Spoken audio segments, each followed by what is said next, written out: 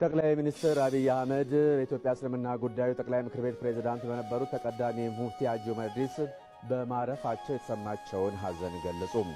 የኢትዮጵያ እስልምና ጉዳዮች ጠቅላይ ምክር ቤት ፕሬዝዳንት የነበሩት ተቀዳሚ ሙፍቲ ሐጂ ዑመር ኢድሪስ በማረፋቸው ሐዘን ተሰምቶኛል።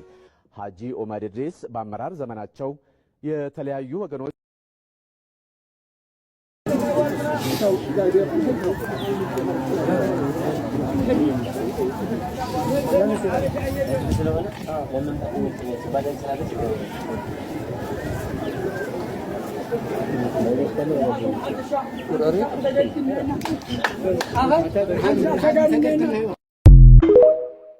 እኔ አሁን 86 ዓመት ሊሞላኝ ነው።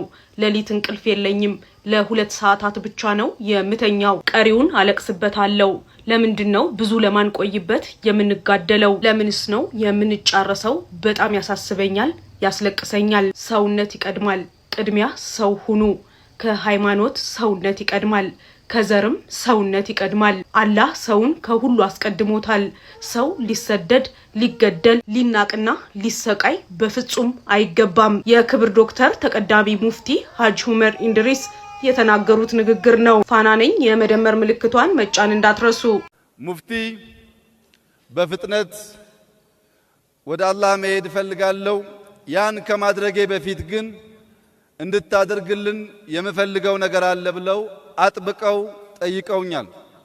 አንደኛው ኢስላሚክ ባንክ በኢትዮጵያ እንዲፈጠር ነው።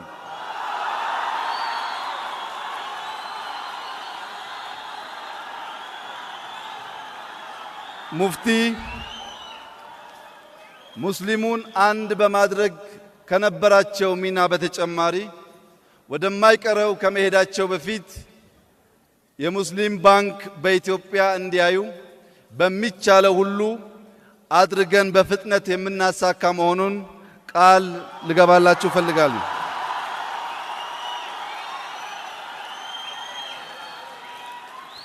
ሁለተኛው ህዝበ ሙስሊም በኢድ ወቅት እንዲሁም በረመዳን ወቅት ሰብሰብ ብሎ ልዩ መለያ የሆነውን የጀማዓ ሰላት በጋራ እንዲሰግድ ሰፋ ያለ ቦታ በመጠየቅ ለኢትዮጵያውያን ሙስሊሞች ብቻ ሳይሆን ከሌላ ዓለም የሚመጡ ሙስሊሞች ሊጎበኙት ሊያዩት የሚችሉ ተለቅ ያለ የእስላም ምልክት የሆነ መስጊድና የጀማዓ ሰላት ቦታ መስራት እንፈልጋለን ስላሉ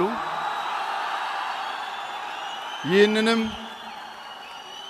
ለማሳካት በጽኑ የምንሰራ መሆኑን በዚሁ አጋጣሚ ላረጋግጥላችሁ እፈልጋለሁ።